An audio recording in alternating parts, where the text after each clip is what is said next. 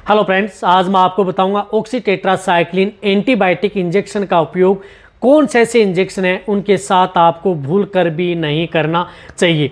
देखो, oxytetracycline antibiotic injection जिस प्रकार से ऑक्सीनेक्स आती है, जो जेनेक्स की आती है, ब्रॉड स्पेक्ट्रम एंटीबायोटिक होती है, gram positive and gram negative bacteria पर काम करती है। कोई भी ब्रॉड स्पेक्ट्रम एंटीबायोटिक होती है, उनके साथ यदि आप कौन सी इस तरह की एंटीबायोटिक इंजेक्शन नहीं लगानी चाहिए, अन्यथा आप अपने पशुओं को बहुत ज़्यादा बाहरी नुकसान उठाना पड़ सकता है। क्योंकि कोई भी पशु है, उनको ऐसे तो है नहीं कि आपकी कोई भी यदि बीमारी हुई है उनमें आप 2-3 एंटीबायोटिक इंजेक्शन साथ में लगा सकते हैं, लेकिन कई इस तरह की जो बीमारियां होती हैं उनमें 2-2 एंटीबायोटिक इंजेक्शनों का भी प्रयोग किया जाता है। लेकिन ऑक्सीटेट्रासाइक्लिन एंटीबायोटिक इंजेक्शन प्रयोग कर रहे हैं तो उनके साथ कौन सी एंटीबायोटिक न लगाएं। वीडियो शॉर्ट में बनाई गई है। चैनल पर नए आए पहले चैनल को सब्सक्राइब कर लें, साथ में बेल आइकन ऑल वाला ऑप्शन दबाएं। आपको पता है कि चैनल पर सही और सटीक जानकारी के साथ वीडियो दी जाती है।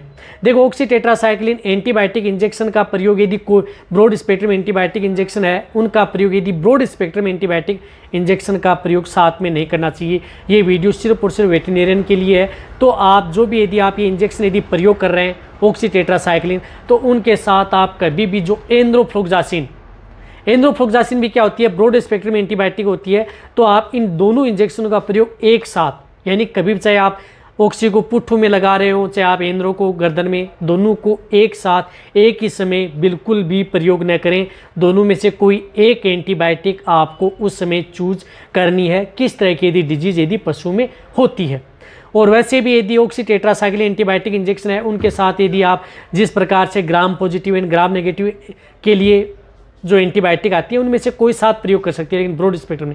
अब ब्रॉड स्पेक्ट्रम एंटीबायोटिक कौन कौन सी होती हैं, मेरे चैनल पर डिटेल सी वीडियो बनी हुई है कि वे कौन सी होती है। वह एंटीबायोटिक आप इस इंजेक्शन के साथ बिल्कुल भी न करें।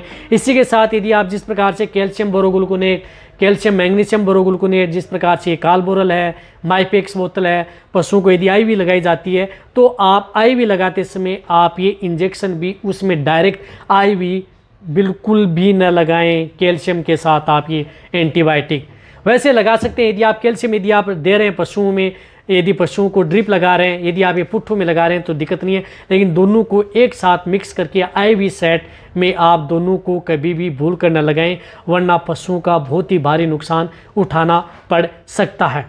तो आप अच्छी तरह समझ गए। इसी के साथ ब्रॉड स्पेक्ट्रम अदर जो एंटीबायोटिक आती हैं उनका भी आप इनके साथ प्रयोग न करें, जिस प्रकार से इंटासेप्ट, जो एमोक्सिसिलिन, सल्बाक्टम, क्लोक्सासिलिन, इस तरह की जो एंटीबायोटिक हैं वह भी इनके साथ प्रयोग नहीं करनी चाहिए।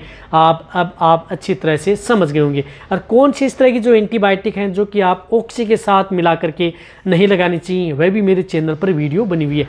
लेकिन ये 2 से 4 जो एंटीबायोटिक हैं इनका साथ में प्रयोग ना ही करें। यदि आपको और भी कन्फ्यूज़न है तो नीचे जाके आप कमेंट्स में लिखें कि आपको इस एंटीबायोटिक के साथ, हाँ, अदर जो एनाल्जेसिक बहुत इस तरह कमेंट्स कर रहे थे कि सर इस ऑक्सीटेट्रासाइक्लिन इंजेक्शन के साथ क्या हम निमोस्लाइड जो 60 का इंजेक्शन आते हैं वो प्रयोग कर सकते हैं? कि हाँ, कर सकते हैं। यदि आप एक साइड ऑक्सी लगा रहे हैं, दूसरी साइड आदि आप निमो लगा रहे हैं तो कोई दिक्कत नहीं है, लेकिन दोनों को आप एक साथ मिक्स करके कभी भी पशुओं को नहीं लगाना चाहिए। कोई भी अदर एनाल्जेसिक इंजेक्शन हो मिक्स करके नहीं लगा सकते। इस बात का आपको ज़रूर ध्यान रखना है। कौन से ऐसे इंजेक्शन हैं जो मिक्स करके लगाने चाहिए, आने वाले समय में इस चैनल पर शॉर्ट में वीडियो मिल जाएगी। तो ये वीडियो जितना हो सकता है पशुपालक हैं, वेटरनरियन हैं, उनके साथ शेयर करें।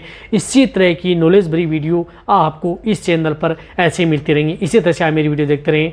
थैंक्स, धन्यवाद।